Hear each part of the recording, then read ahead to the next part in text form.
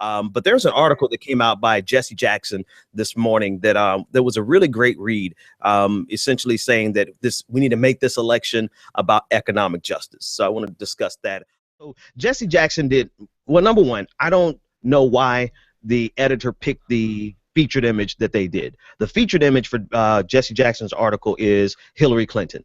But the article is about making this election about economic justice.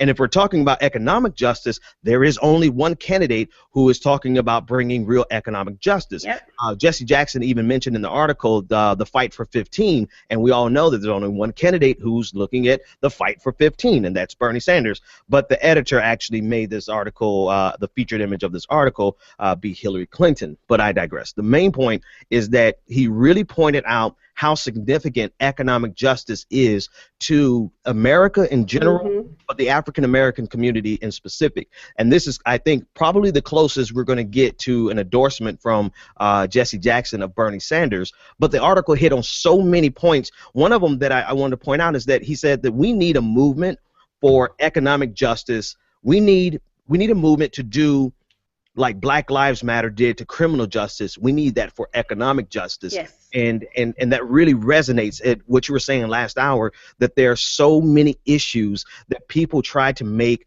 be a white issue and not an issue that's important to all Americans, Asian Americans, Hispanic Americans, Native Americans, just across the board. You know, when you are living paycheck to paycheck, or not even making it paycheck to paycheck, you're having to live off of subsidy, off of welfare, because Walmart and McDonald's don't pay you enough to live, even though you're working 40, 50 hours a week. I don't care what color you are.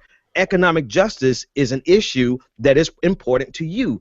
And so his article really outlined that really, really brilliantly, and I encourage everyone, it's in the Chicago Sun-Times, everyone to get a chance to read it. It's just an opinion piece, but it's a brilliant opinion in that it really solidifies the thing that we've been saying for a long time. And Noah, we've been saying this for as long as we've known each other, and I've been saying it before I even publicly came out to support Bernie Sanders. I've been saying that economics is a pivotal issue for every community, but particularly the Black community. And here's the last thing I'll say about that, and then I'll throw it to you, is that we talk about reparations and the need for reparations, and I agree, reparations is something that African American community is due. But we also are having these conversations, not the reparations so much because that's kind of been set aside at this point, but for a minute there was all about, oh, Bernie doesn't support reparations.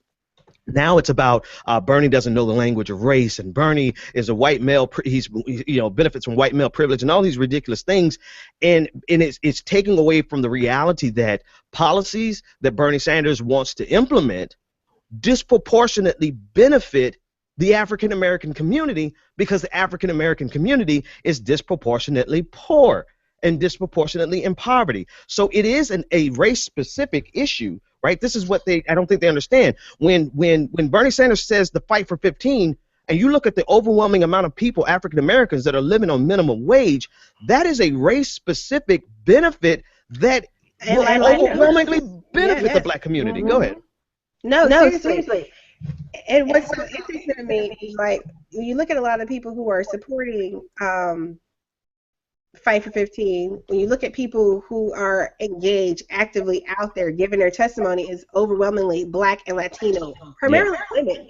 And so when we're sitting here saying that this is only a white issue or only a white male issue, we're completely disregarding the experience of millions of Americans who are non-white. Same thing, the conversation you and Leslie were having yesterday. And after, just an aside, so someone came at Leslie and I yesterday about something about trying to be tokens. Leslie and I were involved in an exchange on Twitter. No one's trying to be a token. This is not a privileged standpoint. This is not, a protest vote. Like, this is real life for people, supporting Bernie Sanders is not a position of privilege. Absolutely. It is a moral imperative for many of us across the country. For many of us, we have tons from the expat support. It's a moral imperative for people globally as well.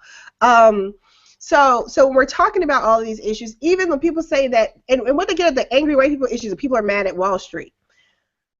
Right. You're not serious about being in the intellectual game, because if you can honestly sit there, like I sit in Atlanta, I lived in Chicago, I remember on the southwest side of Columbus, Ohio, where I went to undergrad and grad school. When we're talking about, the high foreclosures, and we're talking about all these issues, the balloon payments, the housing market bust. How can you honestly talk about these issues and how they disproportionately negatively impacted Black, Latino, and poor communities, but then say Wall Street is a rich or angry white people conversation? Like, the two things it doesn't mesh up. Like, it's a talking point that people use because that fits their narrative, whatever that may be. Like I said, I sit here in Atlanta in the midst of Black opulence and wealth. Like, we're not that far. Like I live not that far from Buckhead, which is one of the richest suburbs in America. And on the flip side, I live 5 minutes from Buckhead and I live 5 minutes from Bankhead. Bankhead is one of the poorest communities. Yeah, I know. Like, it's wild, and all the kids go to school together with my daughter, and it's to sit here and say that these issues do not matter, that people having access to education, because quite honestly, income dictates in many areas what our access to good housing, Right. to good food, to good education, to so many. Income is determinant. It is. So It is so. There is no. They don't understand. Like, this is the reality of it. And I've probably said this 10 times. So let me see if I can say it more expressly and piss some more people off. If all you have to worry about is are microaggressions, if all you have to worry about is race jargon, and all you have to worry about is just the fact that Bernie Sanders is not capable of having the type of race conversation that you want him to have, then you are economically privileged enough not to worry about making rent, and not to worry about having to pay child care, not to have to worry about the exorbitant cost of rent and child care, and the reality that no matter where you are, you can't control that. You cannot control how much your cost of living is. But if you only focus on these microaggressions, which are real, and you only focus on white supremacy in terms of racism and not economics, then you are you're either economically privileged enough not to worry about it, or you are so caught up on your own bullshit that you don't realize you're hurting yourself. And that's just the bottom line of it. And a lot of the people I see who are trying to confuse this conversation and make this conversation to be all about race to the detriment of economics. A lot of them are six-figure earners. A lot of them are making $500,000 a year. They're doing, or they're aspirational, which is a problem too. Right. They want to get there, right? They feel like, oh, I want to, I got to pay my dues, and I want to stay in my lane, and I don't want to rock the boat, and I want to support Hillary Clinton because she's going to be in power, and I want to get the spoils, right? But the reality of it is they're in an economic position where that is not the prevalent issue, when the rest of America is not that privilege. And yes, I'm sorry, you as a Black person, if you make $250,000 a year in your household, you are more privileged, particularly economically privileged, than a white person making $30,000 a year. Get mad at me, but the reality is a reality. You can go places they cannot go. You can buy things that they cannot buy. You don't have to worry about things. And that's the thing about privilege, right? You don't even realize you have it, right? You don't realize that being able to pay your rent without worrying about it is a privilege. You don't realize that being able to pay your child care or have a goddamn nanny to take care of your children while the rest of us are scraping up dollars to send our kids to child care for more than what we pay in a mortgage, you don't realize that is a privilege. Yeah. And then you feel like you're in this fight. They make this fight, and this is all tied back with Jesse Jackson's article somehow or another. I don't care, but I just feel like I got to say this.